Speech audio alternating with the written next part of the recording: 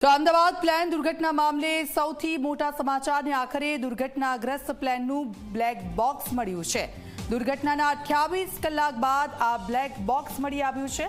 દુર્ઘટના સ્થળેથી તપાસ એજન્સીએ શોધી કાઢ્યું છે આ બ્લેક બોક્સ।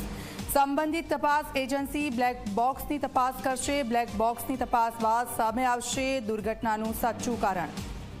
તો આપ જુઓ, આ બ્લેક બોક્સ જે મળી આવ્યું છે ને તેની શોધખોળ થઈ રહી હતી ને આખરે આ બ્લેક બોક્સ હાથ લાગ્યું છે ને હવે સાચું કારણ સામે આવશે કે શું થયું હતું આખરે એ કલાકો દરમિયાન। તો આખરે એ બ્લેક બોક્સ શું છે અને તે એટલું જરૂરી કેમ છે? તો બ્લેક બોક્સ ટાઇટેનિયમથી બનેલું હોય છે। આ બ્લેક બોક્સ, આ જે બ્લેક બોક્સની આપણે વાત કરી રહ્યા છીએ તેના અંદર જ આ રહસ્ય છુપાયેલું છે કે આખરે એ દરમિયાન શું થયું હતું। તો આખરે આ બ્લેક બોક્સ શું હોય છે? પ્લેન ક્રેશ થાય તો પણ રહે છે સંપૂર્ણ રીતે સુરક્ષિત। આ બ્લેક બોક્સ એટલું મજબૂત હોય છે કે પ્લેન ક્રેશ થઈ જાય તો પણ એ ગમે ત્યાં પડે પરંતુ આ બ્લેક બોક્સ સુરક્ષિત રહે છે। આગ, વિસ્ફોટ અને પાણીમાં પણ સુરક્ષિત રહે છે। આપ જુઓ, આગ લાગી હોય ભયંકર, વિસ્ફોટ થયો હોય કે પછી પાણીમાં રહ્યું હોય આ બ્લેક બોક્સ, પરંતુ તે સુરક્ષિત રહે છે અને તેમાંથી માહિતી મળતી રહે છે। પાણીમાં ડૂબે તો બ્લેક બોક્સ સિગ્નલ આપવા લાગે છે। આપ જુઓ, પાણીની સૌથી નીચે ફૂટ પર જાય તેમ છતાં પણ આ બ્લેક બોક્સ છે ત્યાંથી એક ઇન્ડિકેશન આપતું રહે છે। દરિયામાં ડૂબેલું બ્લેક બોક્સ પણ શોધી શકાય છે। જો દરિયામાં પણ આ બ્લેક બોક્સ પડ્યું હોય તો તેને પણ શોધી શકાય છે। પાણીની અંદરથી 90 દિવસ સુધી આપે છે સિગ્નલ। પાણીની અંદર જો આ 90 દિવસ સુધી પડી રહે તો પણ તે સતત સિગ્નલ આપતું રહે છે આ બ્લેક બોક્સ। આ બ્લેક બોક્સની અંદર જ આખા પ્રશ્નોના જવાબો છે। ત્યારે આ બ્લેક બોક્સ આખરે શું છે અમે આપને કહી રહ્યા છે। 1 કલાક સુધી 1000 ડિગ્રી તાપમાન સહન કરી શકે છે।